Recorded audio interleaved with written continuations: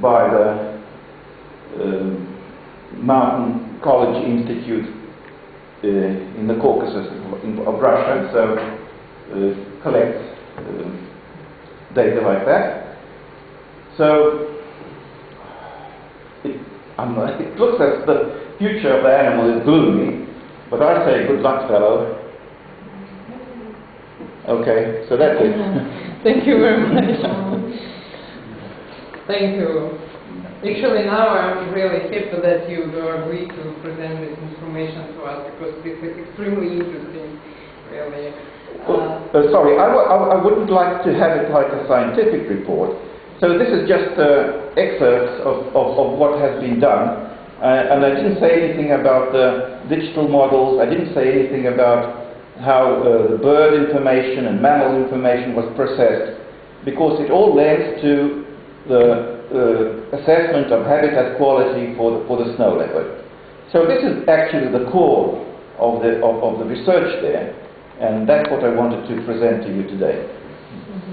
Anyway, for me it's really interesting. Very interesting information, a very unusual presentation for maybe for questions, Natasha. I maybe don't understand accurately what the main reason which caused the decreasing. It's the people, yeah? It's hunting, yes, or disturbance? Yes. Illegal hunting, yeah. Yes. Just only illegal hunting? Or maybe some, I don't know, people visit regions? Yes, people visit the region, yes. How many people did you run into during your expedition on this? Well, usually it's the BIOSPHERE expedition usually involves 12 team members. So 12 team members come for 2 weeks. Come for 2 weeks, yes. But I don't think that it's the team members which are a disturbing factor. I think it's the herders, hunters, and especially rich hunters coming in from Moscow and Novosibirsk.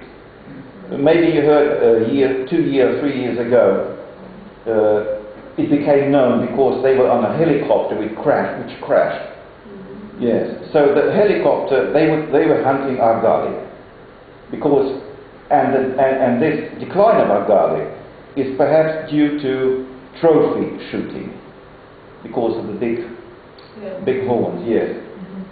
So I think it's mainly disturbance coming from both herders and hunters, especially those rich ones, which can come in with powerful vehicles or even hire a helicopter, and this is very disturbing then.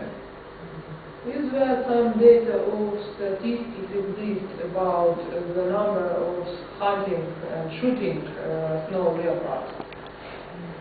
Hunting? Or just it's no hunting the snow leopards, but disturbance because of hunting argali? Yes, it can be also disturbance because of hunting of argali. Yes, but there's really no statistics for that. All what we can monitor there is how many licenses have been given to hunters. Yes, that's one thing. The other thing, we can go to the frontier guards, pogranichnik, and they say how many pelts or bones they have confiscated. Yes. So that's indirect indication of what's going on. About the license of pogranichnik, I know there was a big research by CTS Foundation about the number of license of frontier guards, border guards, and no license at all.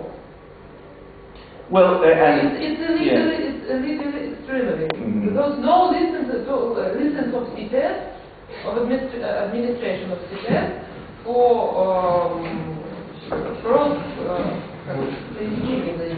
Crossing the border. Cross-riding with boats or some derivatives of snow leopard. And so I think we don't know about hunting of snow leopards at all. Yeah? Well, it's not our direct business, but there's a powerful NGO in Novosibirsk which is called the Siberian Ecological Center. And maybe you know Smilyansky. Yes, yeah. And he has, with authors, they have produced a book on smuggling out animals and animal products out of Russia. So I think you can even download it from their site. So you can get all this information. They have been specially focusing on this book, on this work. Yes. No data, no information. No, it's quite. I know this book. Yeah. Smilyansky, by a lot of people. Yeah, there is a whole group of them. My question. If I understand right,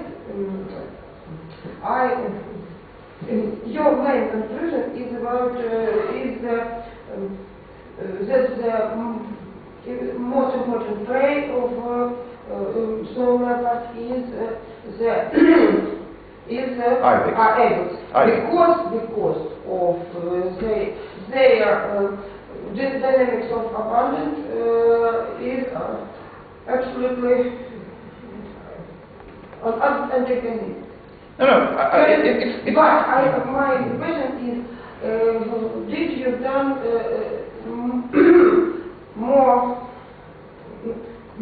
the statistics analysis of what is about correlation? What is about the indexes or parameters of correlation of these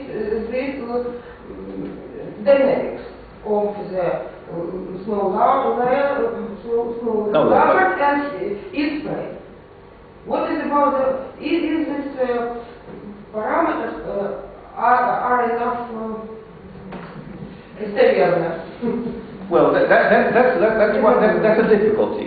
That's one of the difficulties. Yeah. Well, first of all, the ibex is a primary prey species, and that's not our conclusion. That was made many years ago when the feeding ecology was studied by many people. But you can reach a level of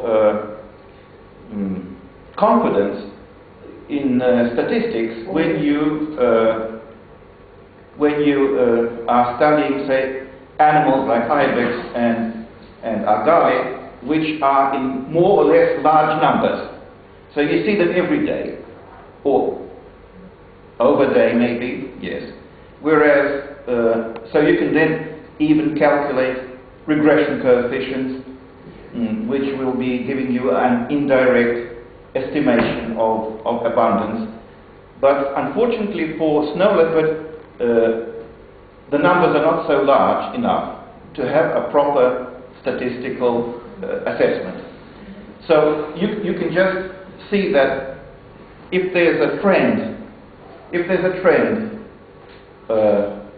for, say, the ibex just to go up and down, so it's, just the usual fluctuations, which are quite natural for animals in the wild.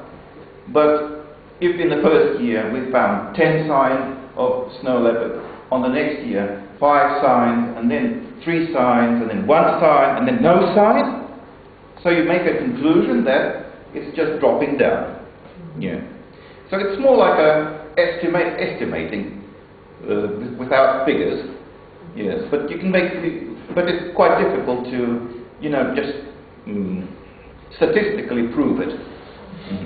If it will be so hard here, he said that you not far from no Zoologists.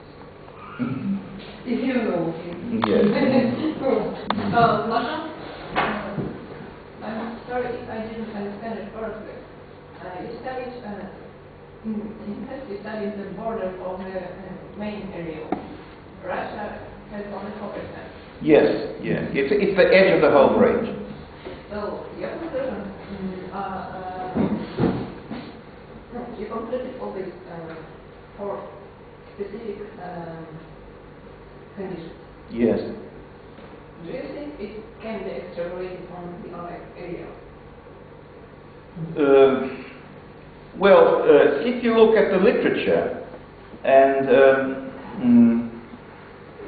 see what the scientists in Mongolia are writing, and China and Nepal, it's mainly human interference, human disturbance, hunting, habitat loss, which is impacting the snow leopard. So perhaps this is quite a general picture.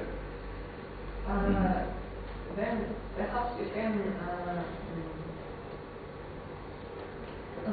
if they have, is the density of snow leopards higher in China, etc.?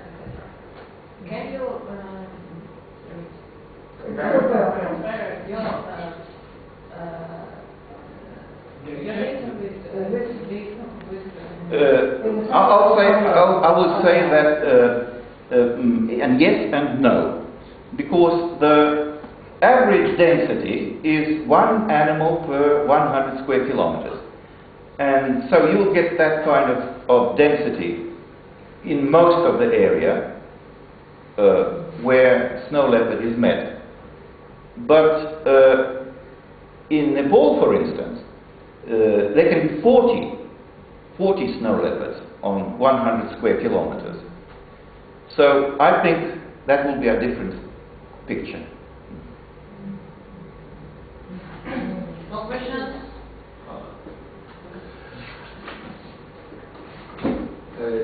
So the main reason of snow leopard decline in Russia is disturbance by rich hunters and herdsmen. Can you detailize which kind of disturbance is from hunters and from herdsmen? That's quite difficult to distinguish, because in the summertime a herdsman is a herdsman, but in the wintertime he transforms into a hunter. He actually these are both the same people. Yes. Yes. But I would say that locals are doing it in a traditional way. Yes. So the only threat from herders, from locals, are that they are herders. They keep hundreds and hundreds of animals. They have dogs around. And in the summertime, you know, it's like everywhere, like in the Caucasus, in Central Asia, they move up to the higher altitudes for pasture land. And then later on in the autumn, they come back. So when they are hunting, they only hunt down 1 or 2 animals, not snow leopards, I mean ibex or agari, for consumption. Whereas richer people which are coming in now, they just hunt for fun. And they come in helicopters, they come in powerful cars, 4-drive vehicles and so on, and they just scare off a lot of animals. And they can kill an animal, like a agari, and just cut its head off, and leave the carcass back. And so I think they're doing more and more harm than local people. But if they leave a carcass, Yes. the leopard can eat this meat. Yeah, of course. But I would say that, well, I didn't say anything about birds, but it's interesting for the Altai, this region, is that, well, of course, passerines always compile the bulk of all the bird fauna. Yes? Well, that's natural, yes. But raptors are somewhere behind in rank. But in the Altai, the second ranking group are raptors. Yes, because there's a lot of cattle around, and all the cattle which dies, nobody cares to bury it. So there's plenty of food in that sense. And raptors feel themselves in an excellent shape there. But it's the disturbance,